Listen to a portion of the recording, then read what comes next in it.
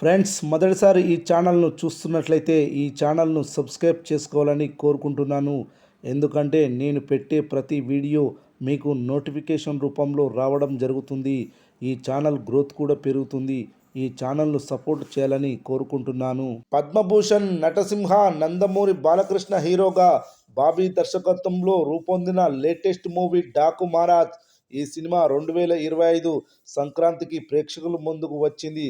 Box office వద్ద ఈ cinema 200 కోట్ల రూపాయల ఫిగర్ను టచ్ చేసింది. ఈ సినిమాలో బాలయ్య నటనకు, తమన్ సంగీతంకి ప్రేక్షకులు ఫిదా అయ్యారు.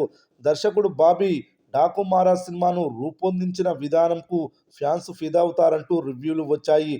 బాలయ్య ఫ్యాన్స్ కోసం అంటూ బాలయ్యను హైలైట్ చేసి చూపించి బాబీ తీసిన విధానం ఆకట్టుకుంది అంటూ విమర్శకులు సైతం ప్రశంసలు కురిపించారు. డాకు మహారాజ్ సినిమా బాక్సాఫీస్ వద్ద ఆశించిన స్థాయిలో వసూళ్లు రాబట్టలేదు. సంక్రాంతికి వస్తున్న సినిమా కారణంగా డాకు మహారాజ్కి కాస్త డ్యామేజ్ జరిగింది అనేది కొందరి అభిప్రాయం. బాక్సాఫీస్ లెక్కలు పక్కన పెడితే ప్రస్తుతం ఈ సినిమా ఓటీటీలో తెగ సందడి చేస్తుంది. 2 వారాల క్రితం నెట్ఫ్లిక్స్ ద్వారా డిజిటల్ ప్రపంచంలోకి డాకు మహారాజ్ ఎంట్రీ ఇచ్చాడు. అప్పటి నుండి ఓటీటీ ప్రేక్షకులు సినిమాను తెగ ఎంజాయ్ చేస్తున్నారు. మొదటి వారంలో నెట్ఫ్లిక్స్లో 25 మిలియన్ల మంది చూశారని అధికారికంగా ప్రకటన వచ్చింది. ఒక తెలుగు సినిమాకు ఈ స్థాయిలో వ్యూస్ రావడం సాధారణమైన విషయం కాదు.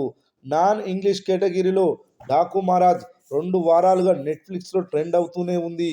కేవలం ఇండియాలోనే కాకుండా దాదాపు 15 దేశాల్లో సినిమా ట్రెండ్ అయింది.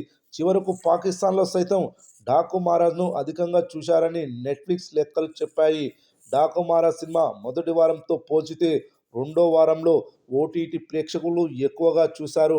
నెట్ఫ్లిక్స్ అధికారిక లెక్కల ప్రకారం డాకు మహారాజ్ సినిమాను రెండో వారంలో 27 మిలియన్ల మంది చూశారు. ఇప్పటి వరకు దాదాపు 50 మిలియన్లకు పైగా వ్యూస్ దక్కించుకుంది. వరుసగా అఖండ, వీరసింహారెడ్డి, భగవంత్ కేసరి సినిమాలతో విజయాలను సొంతం చేసుకొని హ్యాట్రిక్ సాధించాడు.